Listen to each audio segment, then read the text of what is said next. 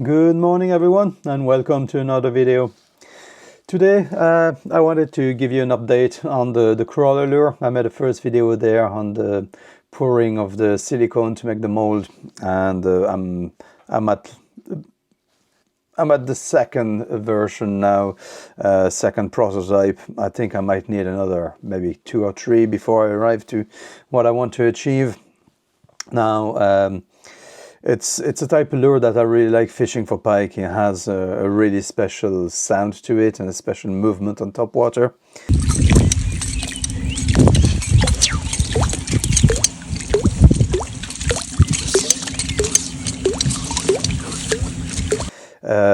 Sometimes they don't really like poppers here. It seems to scare them away.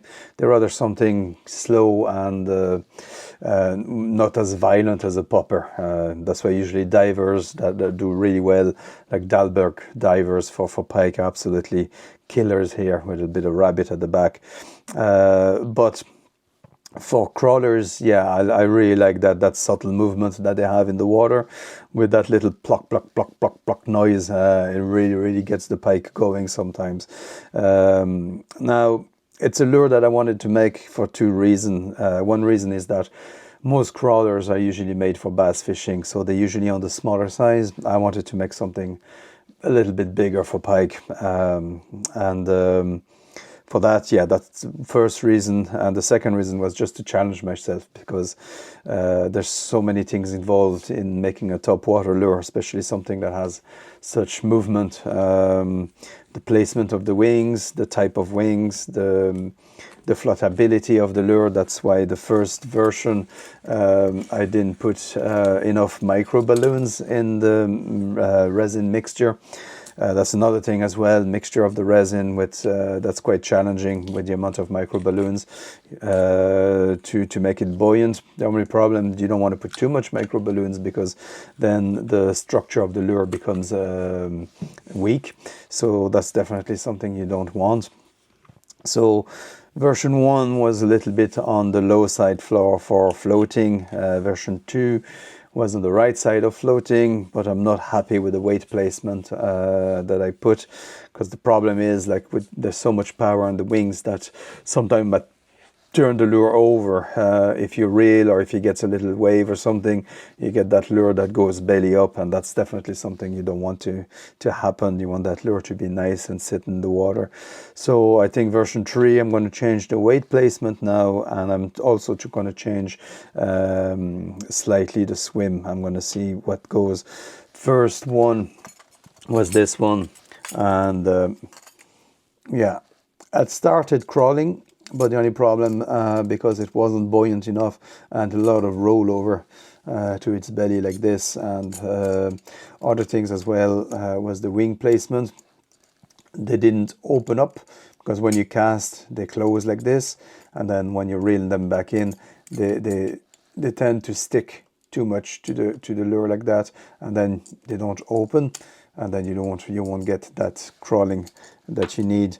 With the second one, I got this fixed with putting a little bit of a rubber padding here on the side, and that's helping the wing to come in contact with the lure without damaging the lure as well, and you get a little wider angle, so the water here can catch a little bit easier and open up the wing.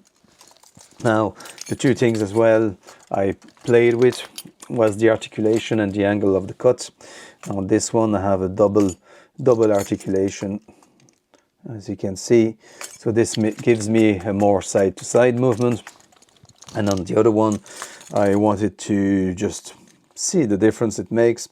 I went with a single attachment,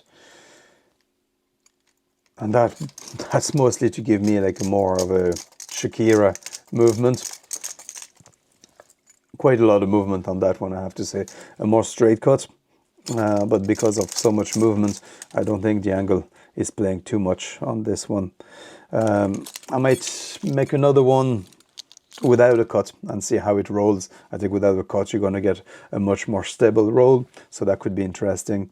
I'm going to change the weight placement. I'm going to put the weight placements at the moment, it's about here on the belly, but I'm going to push it all the way as far back as I can, just to give it that little nose up. That's what I'm struggling with this one at the moment, is that it's a little bit heavy on the nose, so I need to put it back a little bit so it kind of floats the nose up like this, and I'm going to get a much better movement. So I'm nearly there. Like I said, maybe 2 to 3 more prototype before I'm finally happy with what I have. That's why sometimes people wonder, like, you know, why homemade lures are so expensive. Well, yeah, they require a lot of work and material and money invested in them before they start working. So but that's it. Yeah, that's the update on the crawler. I'm pretty happy with what I have at the moment.